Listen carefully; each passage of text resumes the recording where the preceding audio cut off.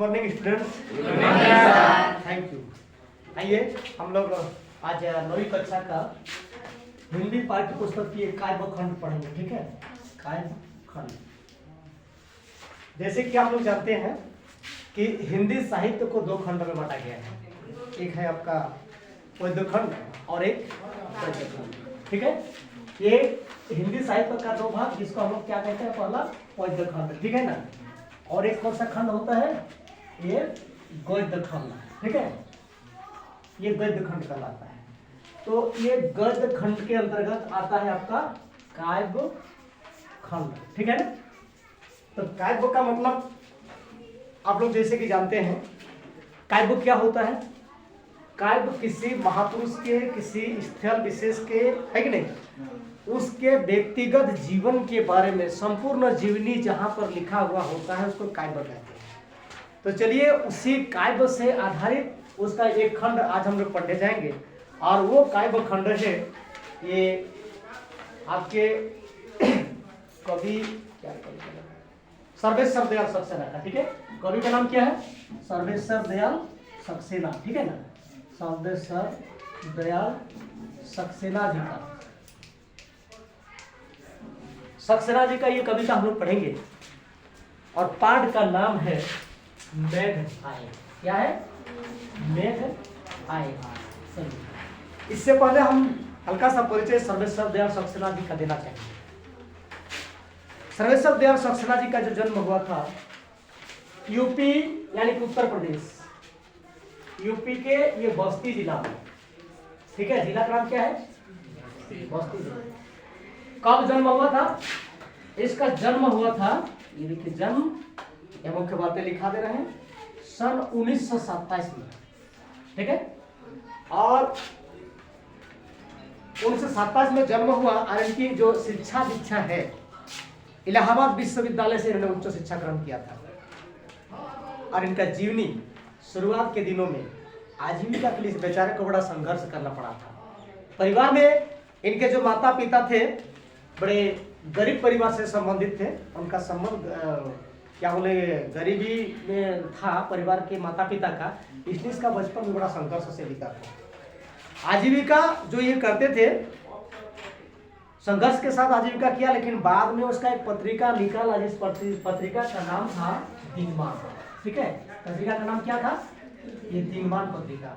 ये दिनमान पत्रिका के क्या रहे, उप संपादक के रूप में, उप संपादक। ठीक है, क्या रहे, और दिनमान पत्रिका इसका जीविका का मुख्य आधार बन गया। ठीक है, और उसके बाद बच्चों के लिए पत्रिका लिखा जिसका नाम है बाल पत्रिका, है ना।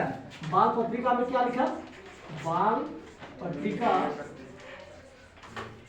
इस बाल पत्रिका का नाम था उसका पराग। ठीक है, इस पराग का संपादक बने, क्या बोले, संपादक। ठीक है, इसका डायरेक्ट संपादक बने। और अपने जीवन में उन्होंने जितनी भी रचनाएं लिखी, 1983 में सभी रचनाओं लिखने के बाद उनकी मृत्यु हो गई। कब मृत्यु, 1983। तो आइए हम लोग उसका प्रमुख रचना के बारे में एक बार थोड़ा बताते हैं। उसका प्रमुख रचना में एक है काठ की घंटियां, बांस का पुल, एक सोनी नाव, गर्म हवाएं, कुआनो नदी, जंगल का दर्द, खूंटे पर टांगे लोग। ये इनके प्रमुख कविता संग्रह। जितनी भी नई कविता है, नई कविता में जितने भी कवि हुए या लेखक हुए, इन कविताओं में प्रमुख कवि सर्वेश्वर दयाल सक्सेना ने हिंदी के सभी विधाओं में काम किया। चाहे विधा नाटक हो, चाहे विधा क्या बोले कहानी हो, चाहे विधा निबंध हो, सब में प्रचुर मात्रा में बाल साहित्य लिखा है। ठीक है, और उसका सबसे ज्यादा अगर चर्चा सब में ज्यादा रहे तो दिनमान में प्रकाशित चर्चा और चरखे, ये स्तंभ के लिए सर्वेश्वर बहुत चर्चित रहे। एक पत्रिका निकलता था दिनमान पत्रिका, तो वहाँ एक कलम बनता था।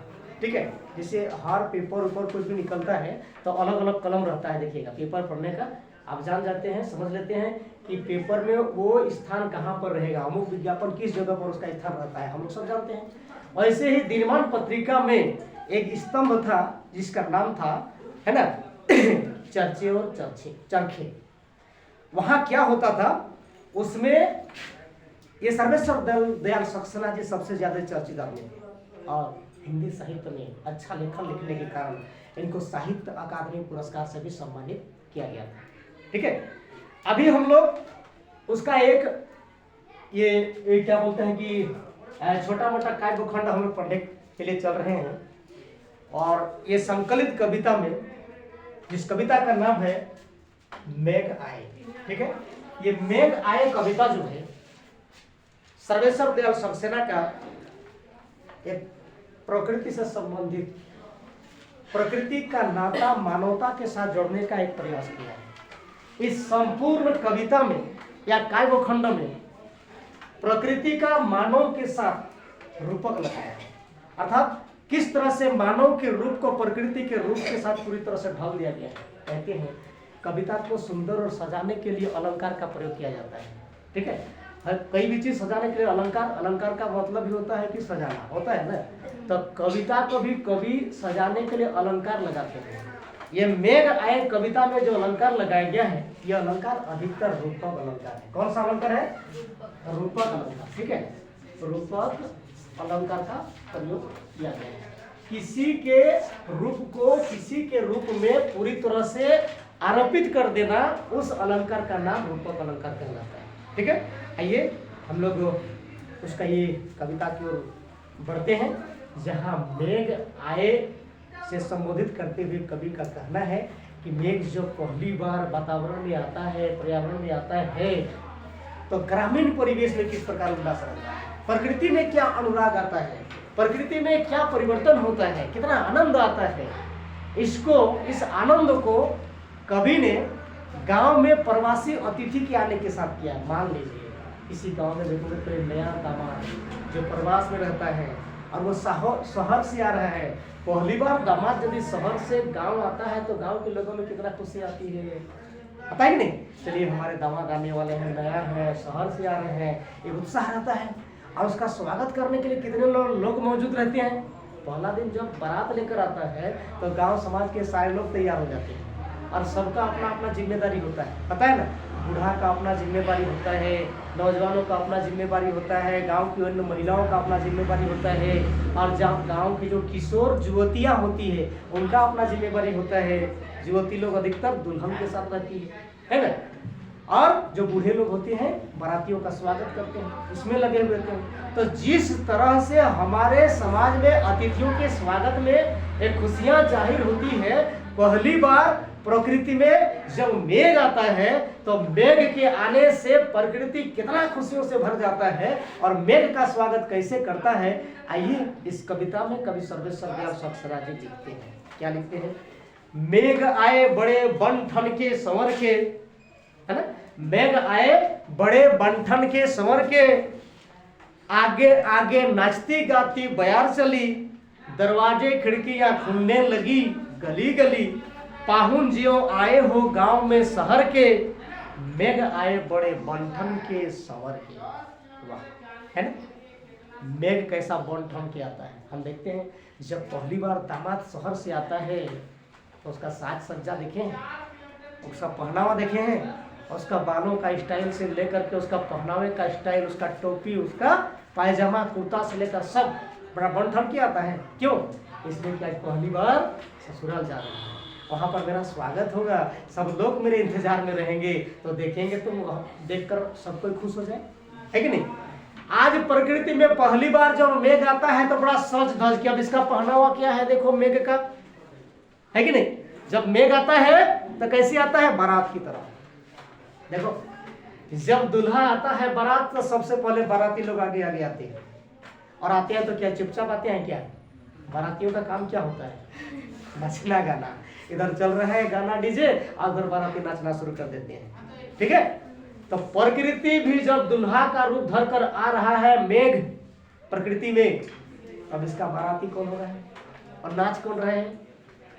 आगे आगे नाचती गाती बयार चली। बयार का मतलब क्या होता है? हवा। प्रकृति में मेघ जब आता है, मेघ को मान लो दूल्हा, तब हवा क्या होगा? उसका बाराती।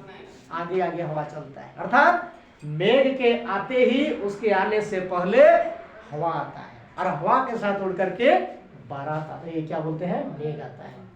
कैसा लगता है? ये सर्वेश्वर दयाल सक्सेना जी कहते हैं कि जिस तरह से कोई नया दामाद शहर से गांव आता हो तो उसके आगे आगे बाराती नाचते आते हैं, ठीक वैसे ही मेघों के साथ साथ उससे पहले हवा बहना शुरू कर देता है। फिर क्या, अब देखोगे जैसे ही बारात गांव में प्रवेश कर जाता है तो गांव के लोग उस बारात और दूल्हे को देखने के लिए, है कि नहीं, सबको अपना खिड़की दरवाजा खोल देते हैं। क्यों? कोई घर के अंदर से ही झांकते हैं कि देखे दूल्हा कैसे सजा है, उसका बारातिया कैसे सजा होगा, कितने सुंदर होगा इसका दृश्य, ये देखने के लिए सब अपना खिड़की और दरवाजा खोल देते हैं। आज मेघ रूपी दामाद के आने से और हवा रूपी बारातियों के आगमन मात्र से ही प्रकृति में हवा चलेगा तो क्या होगा, खिड़की दरवाजा खुलेगा कि नहीं खुलेगा? सबका खिड़की दरवाजा को हवा अपने खोल देता है, खुलता है ना। ये प्रकृति के आंगन में ये मेघ रूपी जो दामाद आ रहा है, ये प्रकृति का दरवाजा अपने आप खुल जा रहा है हवा चलने से। अब पाहुन जो आए हो गांव में शहर के, पाहुन का मतलब क्या होता है, नया अतिथि दामाद, पता है ना क्या होता है। तो जिस तरह से नया दामाद आने से सबको अपना खिड़की दरवाजा खोलते हैं और उस दामाद को देखने के लिए उत्साहित होते हैं, ऐसे ही प्रकृति में भी मेघ के आने से लोग मेघ देखने के लिए बाहर निकलते हैं कि नहीं निकलते हैं ना। देखना छोटे छोटे बच्चे तो खुशी से झूम उठते हैं, कब गिरे कब बरसे, संपूर्ण गर्मी के दिनों में हम लोग धूप से तपे हुए रहते हैं और अचानक जब मेघ उड़ जाता है आषाढ़ के महीने में तो हमारा मन उत्साह से भर जाता है, ठीक है। और अब जब अतिथि आता है, दामाद आता है, तो स्वागत करने वाले लोग होने चाहिए कि नहीं, ठीक है, गांव में होता है ना। तो ये प्रकृति में मेघ दामाद जब आता है तो प्रकृति में स्वागत करने वाला कौन है? देखो पेड़ झुक झांकने लगे गर्दन उचकाए, अब देखो पेड़ झुक झांकने लगे गर्दन उचकाए, आंधी चली धूल भागी घाघरा उठाए, ठीक है। बाकी चितवन उठा नदी ठिठकी, है ना, घूंघट सरके, मेघ आए बड़े बंठन के संवर के। देखो कि गांव में जैसे ही बारात पहुंच जाता है, शादी घर में लड़की लोग ज्यादा रहती है ना, उन लोगों का ज्यादा बोलबाला रहता है विवाह के मंडप में, देखा। और कब तक, जब तक बारात उठा अब जैसे ही बारात पहुंच गया लड़कियां धीरे धीरे साइड होती है कि नहीं। सबसे पहले बारात आता है तो लोग उसको जोहार करने के लिए हम लोग लोटा में जल लेकर जाते हैं गांव से बाहर और उसका स्वागत करते हैं लोटा जल देकर। फिर उसको आम का जो पत्ता होता है ना, आम के डोरे से उसको पानी दे करके क्या करते हैं, स्वागत करते हैं। उसका फिर तिलक लगाते हैं, फिर उसका स्वागत होता है, दूल्हा आता है हमारे आंगन में। आज प्रकृति में मेघ रूपी दूल्हा जब प्रवेश किया तो पेड़ झुक झांकने लगे। ये विनम्रता देखिए, सबसे पहले पेड़ उसको झुकता है। क्यों झुकता है? प्रणाम करता है। किसको? नया अतिथि आ रहा है।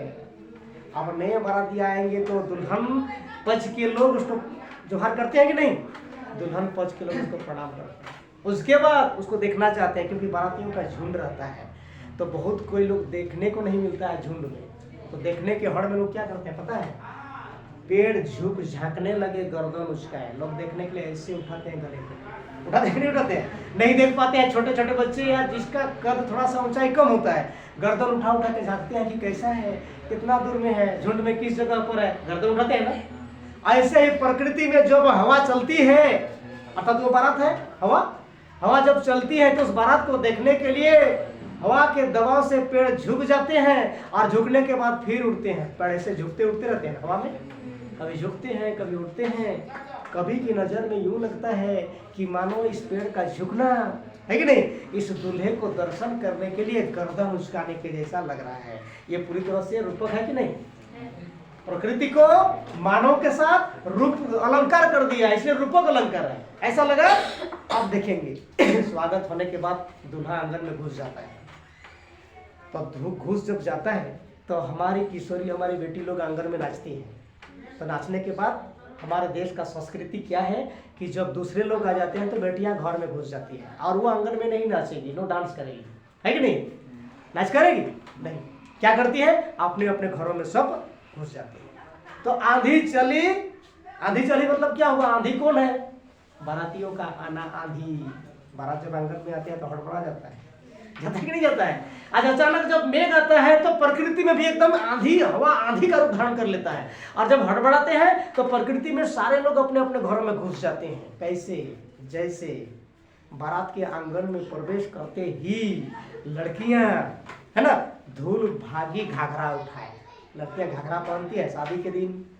घाघरा समझते हैं? एक प्रकार का लहंगा जिसको हम लोग कहते हैं ना, हाँ? लहंगा को ऐसे लगाते हैं। लेकिन दूसरे गांव से अतिथि आए हैं तो अपना मान सम्मान को बचाने के लिए लहंगा में जो ओढ़ने का होता है ना, उसको उठा के घूंघट जैसा लगा लेते हैं। और कहाँ जाती है? घर की ओर घुस जाती है।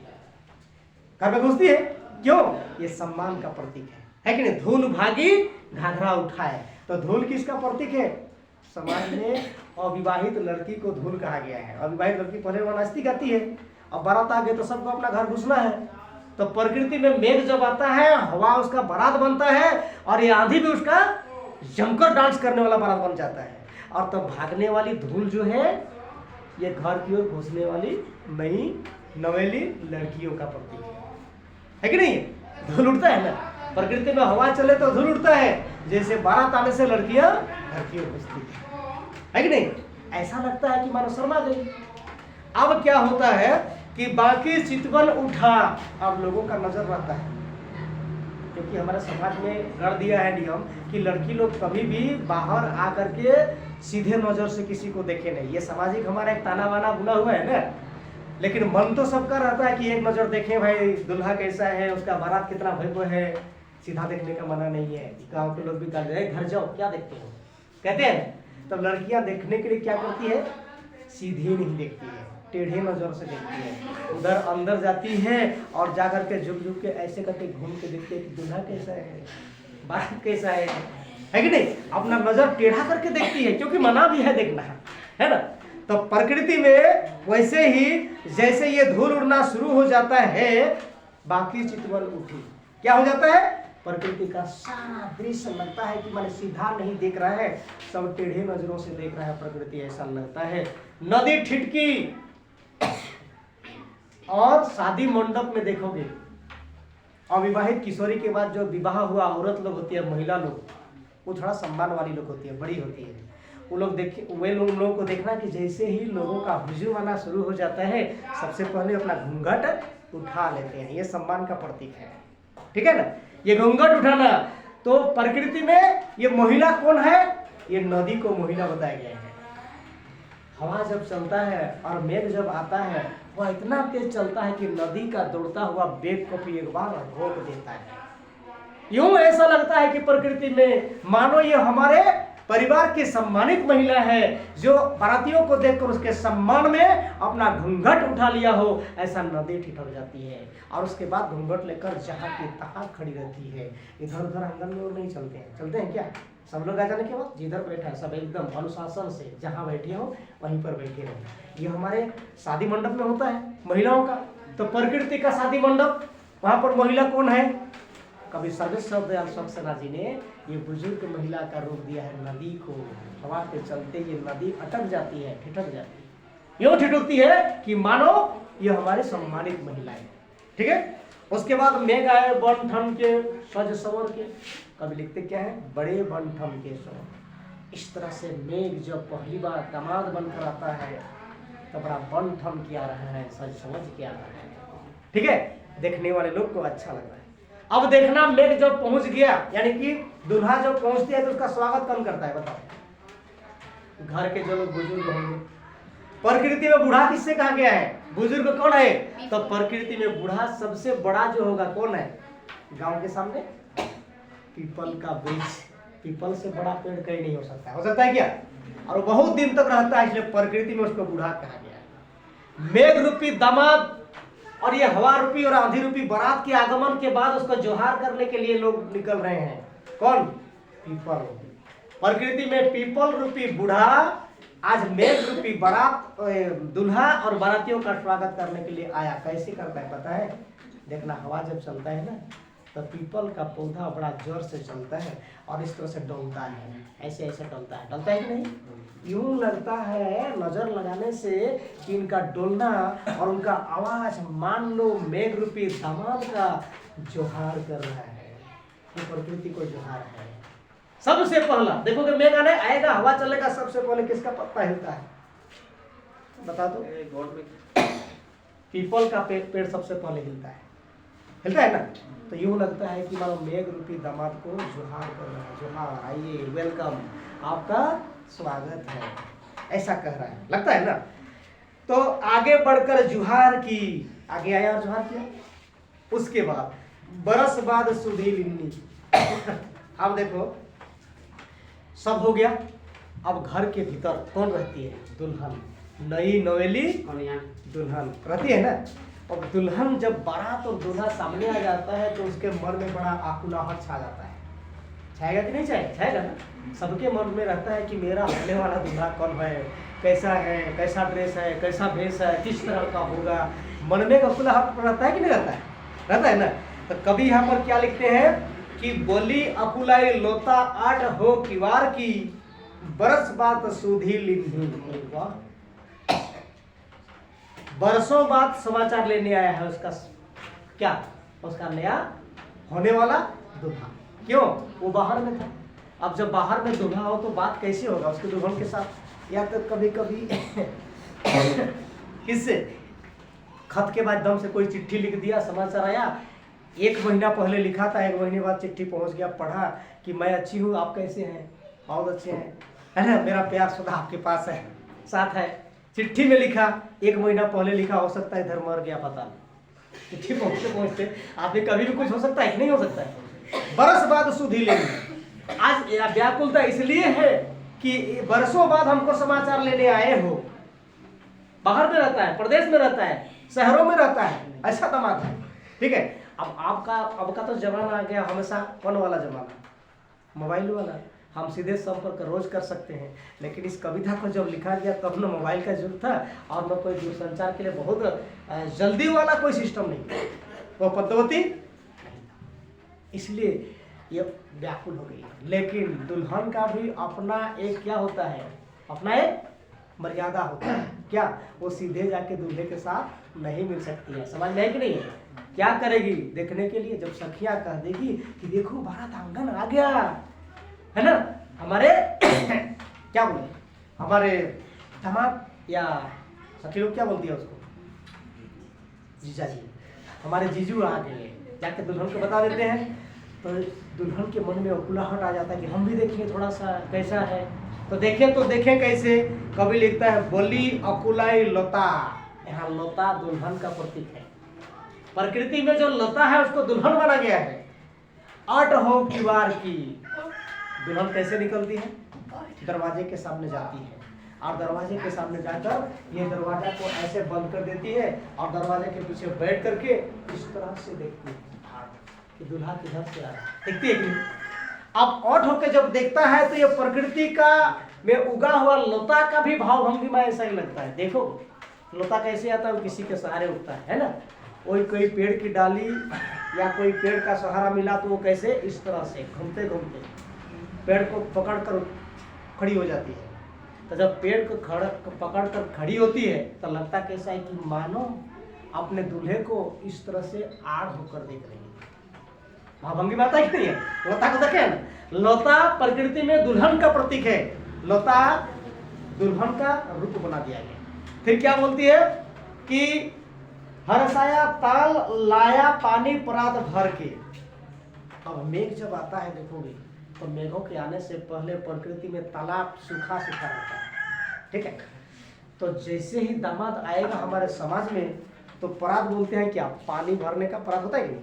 परात में भर कर पानी लाते हैं, इसलिए लाते हैं कि दूल्हे राजा का स्वागत पैर धोकर किया जाएगा। लाते हैं। अब प्रकृति में जैसे ही मेघ आता है, मेघ के आने मात्र से ही प्रकृति इतना आनंदित हो जाता है कि तालाब भी खुशियों से भर जाता है। क्यों? अब उसका सूखापन खत्म होने वाला है, भर जाएगा। और धीरे धीरे मेघ आने के बाद जब बरसना शुरू हो जाता है तो पानी एकदम परात की तरह तालाब जो है लबालब भर जाता है। मेघ आए बड़े बन ठन के सवर। कभी कहते हैं कि इस तरह से मेघ बड़ा सच धज के बन ठन के सवर के आ रहा है। फिर क्या होता है कि छित्तीज अटारी गहराई दामिनी दमकी। अब देखोगे कि हमारे समाज में लड़कियों को कहाँ भेजा जाता है? जैसे ही दूल्हा का अपना बारात लेकर आएंगे तो लड़कियों को छत या अट्टारी, अट्टारी किसको बोलते हैं? छत को बोलते हैं। छत के ऊपर चढ़ा दिया जाता है। तुम लोग छत के ऊपर से देखो, क्योंकि हंगामा होता है समाज में, है कि नहीं? छत के ऊपर से देखो। अब छत के ऊपर से जब लड़कियां चढ़ जाती हैं तो महिला लोग हमेशा शादी घर में सबसे ज्यादा गहना पहन के रहती है, ठीक है। और शादी मंडप को यूं क्या बोले, इलेक्ट्रिक सज्जा से सजाया जाता है कि उस गहने के ऊपर कान में हो, नाक में हो, जहाँ तहाँ पहनती है ना चमकने वाला, या पर क्या बोलता है इसको, चाहे बिंदिया हो कपाल में, नाक में नथुनी हो, है कि नहीं, और यहाँ पर लगाते हैं क्या बोलते हैं, क्या मल्टी का। तो ये जब इलेक्ट्रिक लाइट उस पर पड़ता है तो कितना चमकता है।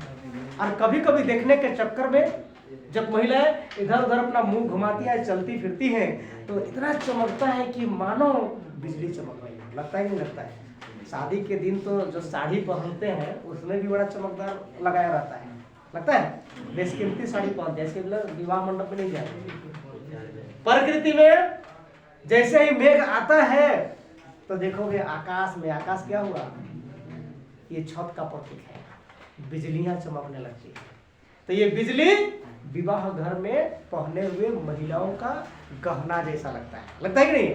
तो जैसे ही मेघ आता है प्रकृति के आकाश में, ये बिजलियों का चमक बहुत सुंदर दिखाई देता है। प्रकृति बड़ा साफ सुथरा लगने लगता है। और कभी कभी जब अचानक चमकता है, कौंध जाती है बिजली, तो लगता है कि अब रात को भी दिन होने वाला है। सुंदर सजाया हुआ है कि नहीं, सजाया हुआ आंगन जैसा लगता है। क्षमा करो गांठ खुल गई अब भरम की। तो देखो कभी कभी होता क्या है कि बहुत दिन बाद उसका पति बाहर में है और रस्म रिवाज हो चुका था कि हम अगले साल आएंगे तो विवाह हो जाएगा। आशा दिया है, अपनी प्रेमिका को बताया है कि बहुत जल्दी हम लोग विवाह बंधन में बंधने वाले हैं।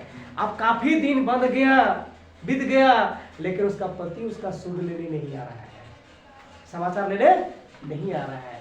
तब क्या होता है, वो नई नवेली दुल्हन के मन में भ्रम छा जाता है, क्या कि न जाने मेरा प्यारा पतिदेव कहीं हमको भूल तो नहीं गया। एक भ्रम होता है ना। तो कभी कभी सहेलियों के साथ बैठती है और बातें करते रहती है कि सखी मेरा पति इतना दिन हो गया कभी सुध नहीं लिया, कहीं दूसरे जगह विवाह कर बंधन में तो नहीं बंध गया। तो बोलता हो भी सकता है कि नहीं, मन में भ्रम हो गया। तब क्या करता है, अपने पति पर जितना विश्वास था आने वाले दूल्हे पर गाली देना शुरू कर देता है। तुम इतने बड़े निष्ठुर हो गए, तुमने मुझे धोखा दे दिया, है कि नहीं। कितना कितना गाली देना शुरू कर देता है। अब उसका घर का बांध टूट जाता है, सबर का बांध टूट जाता है। जब साल भर पार हो जाता है फिर भी जब खबर नहीं लेता है, सबर का बांध टूट जाता है। सोचता क्या है कि अब मेरा हस्बैंड आने वाला, मेरा पतिदेव आने वाला, गाली देना शुरू कर। अब पहली बार जब अचानक उसका प्यार और रिश्ते को ख्याल करते हुए उसका दामाद पहली बार आता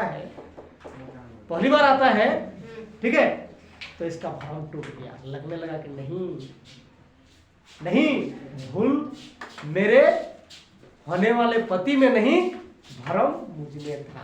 अब गाली दे चुकी है, माफी तो मांगना पड़ेगा ना। माफी मांगती है, क्या बोलती है, क्षमा करो गांठ खुल गई अब भरम की। क्या लिखता है, क्षमा करो। किसको क्षमा मांग रहा है? अपने होने वाले दूल्हे राजा को बोल रहा है कि अब मुझे क्षमा कर दो, मेरे मन में जो एक भरम था, एक गांठ बन गया था कि आप नहीं आएंगे, आप मुझे धोखा देने वाले हैं, वो भरम का गांठ मेरा खुल गया है। और इतना कहते कहते देखना उसकी आंखों से आंसुओं की धारा बहने लगी। तो प्रकृति में कौन है वो? मेघ जैसे ही आता है तालाब सूखा रहता है। अब जैसे ही मेघ आता है, आने के बाद बरसना शुरू हो जाता है, तो सूखा हुआ बांध जो बांधा हुआ रहता है ना, वो भी पानी इतना लबालब भरता है कि वो बांधे हुए उसका भिंड जो है उसको टूटा के बाहर करना शुरू हो जाता है। ऐसे जैसे इंतजार करते करते नई नवेली दुल्हन की आंखों का सब्र जब नहीं टिकता है तो आंखों से आंसुओं की धारा बह पड़ती है, वैसे ही प्रकृति के में मेघ के आने से बांध भरकर लबालब पानी बाहर आना शुरू हो जाता है। पता है ना, कवि ने लिखा है, बांध टूटा झरझर मिलन की और शुरू ढर के। बांध टूट जाता है कब? मेघ के आने से। और बहने लगता है कैसा, ऊपर से झरने की तरह झर झर। किस तरह से, जिस तरह से नए नवेली दुल्हन से मिलने के लिए उसका नया दुल्हा आता है, तो उसका मिलन का जो एक आशा था, वो आशा की घड़ी सामने आते ही आंखों में स्नेह का अश्रु भर भर के ढरकना शुरू हो जाता है कि नहीं, कि अब मेरा भ्रम खत्म हो गया, अब मिलने की बारी मेरी आ गई, अब पिया मिलन होगा, है कि नहीं है। ये समझ करके आनंद हो जाता है। तब कवि ने इस कविता के माध्यम से प्रकृति का सुंदर रूप का वर्णन किया। आइए एक यहाँ पर देखिए प्रश्न है, निम्नलिखित किसके प्रतीक है। कविता में धूल है, धूल किसका प्रतीक है बताइए। नवज्योति किशोरियों का, अविवाहित किशोरियों का, है ना। पेड़ किसका प्रतीक है, गांव के बड़े बुजुर्ग लोगों का, है कि नहीं। नदी किसका प्रतीक है, गांव की नहीं, गांव की बुजुर्ग महिलाओं का। लता किसका प्रतीक है, नई नवेली दुल्हन का, ठीक है। तालाब किसका है, प्रतीक है बताइए। तालाब विरोहिणी दुल्हन का, ठीक है। विरोहिणी दुल्हन की आशा का, किसका, आशा का, ठीक है। अच्छा, लता ने बादल रूपी मेहमान को किस तरह देखा और क्यों। लता ने बादल रूपी मेहमान को किस तरह से देखा बताइए। दरवाजे के ओट से देखा, आड़ होकर दरवाजे के ओट से देखा। क्यों, क्योंकि समाज का ये रस्म है कि नई दुल्हन नए दुल्हा के साथ सीधे दर्शन नहीं कर पाती, ठीक है। तो चलिए ठीक है, आज इतना ही, बाकी क्वेश्चन आप लोग पढ़ लीजिए।